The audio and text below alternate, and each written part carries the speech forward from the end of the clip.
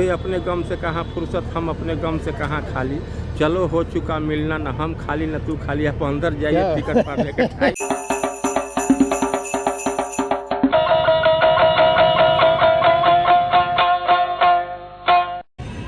नमस्कार दोस्तों, स्वागत है आपका पटना में, बिहार में। मैं अभी आया हूँ पटना के गांधी मैदान। गांधी मैदान का इतिहास बड़ा पुराना है, आज़ादी के आंदोलन से लेकर के नरेंद्र मोदी के प्रधानमंत्री बनने तक।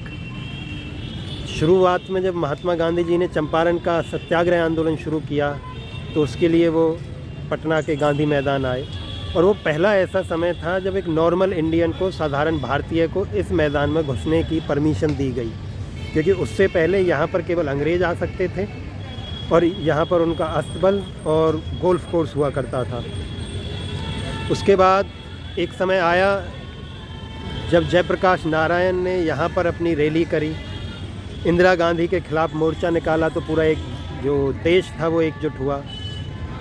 ऐसे ही एक तीसरा ऐतिहासिक समय था जिसका ये मैदान साक्षी है, वो है नरेंद्र मोदी जी की जो आखिरी रैली थी 2014 के पॉलिटिकल कैंपेन की, वो यहाँ पर होनी थी।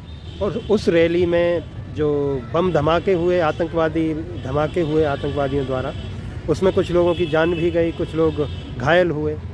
तो ऐसी बहुत सी घटनाओं को अपने ऐतिहासिक पटल पर संजोए हुए है ये पटना का गांधी मैदान। और ये भी कहा जाता है कि जो व्यक्ति पटना के गांधी मैदान नहीं आया वो नेता नहीं बना। मतलब जो नेता बनना है, जिसको राष्ट्रीय नेता बनना है, यहाँ उसे एक बार ज़रूर आना पड़ेगा।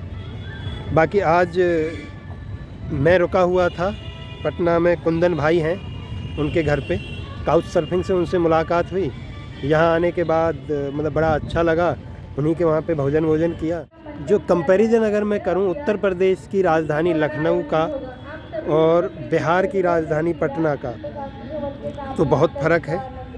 उत्तर प्रदेश में जब आप जाएंगे, खास करके लखनऊ में जब आप जाएंगे, तो वहाँ आपको विकास होता हुआ दिखेगा, विकासशील दिखेगा, डेवलपमेंट होती हुई दिखेगी, साफ़ सफाई दिखेगी, सड़कें साफ़ दिखेंगी, भ्रष्टाचार कम दिखेगा। अच्छा, भ्रष्टाचार कहीं है या नहीं, इसे बड़ी आसानी से नापने का एक तरीका है कि आप उस जगह की सड़कें, नालियाँ और ये बिजली व्यवस्थाएं देखिए, तो आपको दिख जाएगा क्लियर कि कितनी साफ़ सफाई है। मतलब जितना भी सरकारी काम है उसमें आपको दिख जाता है कि भ्रष्टाचार है या नहीं है या कितना है। पटना को लखनऊ से अभी कंपेयर नहीं किया जा सकता, बहुत फ़र्क है, समझना पड़ेगा। और देखते हैं कि कहाँ कहाँ ऐसे फ्लॉज पकड़ पाते हैं, हम देख पाते हैं। बाकी फ़िलहाल के लिए अभी हम हैं गांधी मैदान पटना में, और यहाँ मैं जा रहा हूँ, पुस्तक मेला लगा है, उसमें पुस्तकें मैं शायद ख़रीद तो नहीं पाऊँगा क्योंकि कैरी करना मुश्किल होता है ट्रैवल की वजह से। बट देखते हैं कि क्या क्या है, किस तरीके का है, क्योंकि इससे पहले मैंने दिल्ली का पुस्तक मेला देखा है, तो वहाँ से कंपेयर कर सकते हैं। अभी टिकट ले लेते हैं बुक फेयर के लिए। 70, 10, 80 लीजिए, देखिए ध्यान से दे दिए हैं जी, हो गया। नहीं, बहुत से कंप्लेंट कर देते हैं कि पैसे नहीं दे रहे हैं। एक आदमी ऐसे ही कर 30 रुपये जानते हैं भैया, दे दिए टिकट 50 के, आप 60 से जाकर कर 30 रुपये, हम क्या करेंगे बताइए। इसीलिए बोले आपको गिन लीजिए। नहीं, हमने गिन लिया, पूरा है। ठीक है जी, धन्यवाद। चलते हैं पुस्तक मेले में अंदर और एक मिलवाते हैं आपको अंकल जी से, सिक्योरिटी गार्ड हैं यहाँ पर जी। हाँ सर, हम तो यहाँ पर आए हुए हैं, अभी ड्यूटी में है, तो विशेष टाइम तो नहीं है। जब कहाँ चलते हैं तो थोड़ा सा कहते हैं, चलता रहता है। उसी पे एक है शायरी, तुझे अपने गम से कहाँ फुर्सत, हम अपने गम से कहाँ खाली। चलो हो चुका मिलना, न हम खाली न तू खाली। आप अंदर जाइए, टिकट पाने के टाइम। ठीक है जी, धन्यवाद। तो ये है भैया बिहार पुस्तक मेला। पढ़ने के लिए तो बिहार बहुत ही फेमस है। IAS IPS मुझे लगता है सबसे ज़्यादा अगर किसी स्टेट से निकलते हैं तो वो है बिहार। बाकी गेट पे सिक्योरिटी गार्ड वाले जो भाई साहब मिले, बड़े अच्छे शायर हैं, उनकी एक आध शायरी जाते हुए भी सुनेंगे। बाकी उससे पहले मुझे लगता है हमें देखना चाहिए कि पुस्तकें क्या क्या हैं, कौन कौन सी हैं। मैं कोशिश तो पूरी करूँगा कि यहाँ से ख़रीदूँ नहीं कुछ, क्योंकि कैरी करने में बड़ी परेशानी होगी। पर देखते हैं कहाँ तक कोशिश हमारी रुक पाती हैं और कहाँ तक हम पुस्तकों के अपने प्रेम को रोक पाते हैं। चलिए।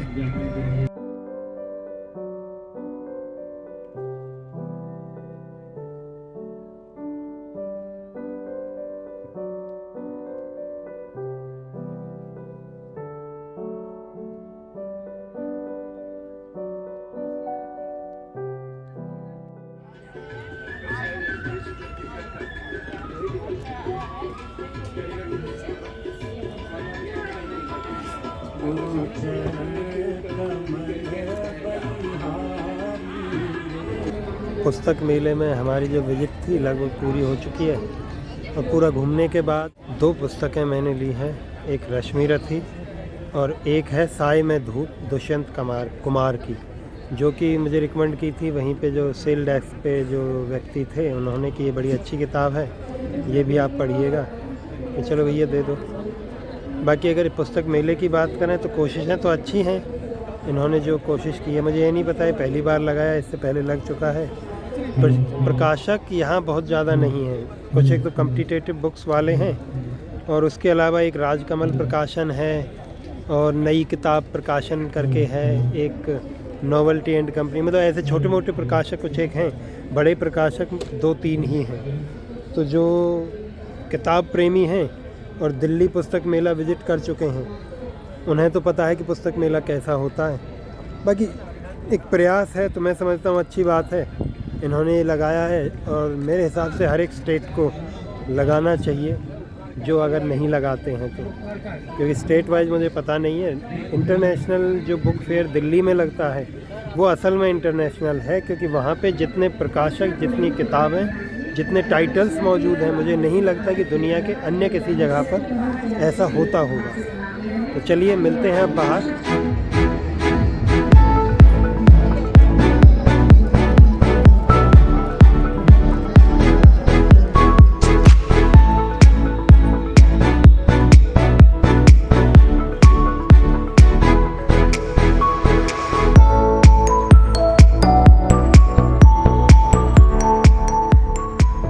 पर दूसरा जो हमारा पड़ाव है वो है नाबार्ड हट।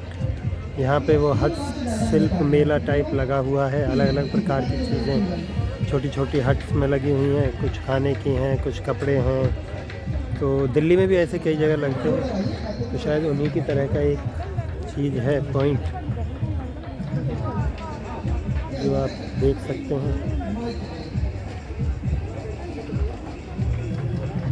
अभी मैं आया हूँ पटना के गोल घर पे। गोल घर जो मेरे पीछे बिल्डिंग दिख रही है इसका आधा हिस्सा आपको दिख रहा है। ये क्या है कि 1770 में जब गोरे इधर राज करते थे तो उस समय हमारे यहाँ बहुत भारी अकाल पड़ा था और कहा जाता है कि उससे लगभग 1 करोड़ लोग प्रभावित हुए थे।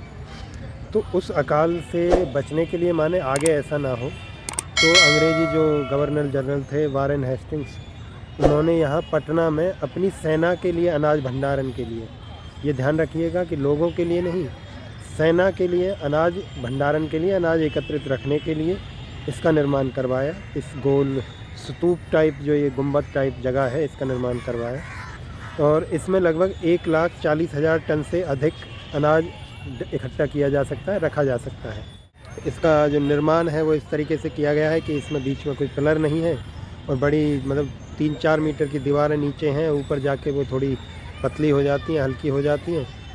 और आज के समय में ये बिहार सरकार की संरक्षित स्मारक है, थोड़ा बोलने में परेशानी हो जाती है। तो हाँ, बिहार सरकार की एक संरक्षित स्मारक है।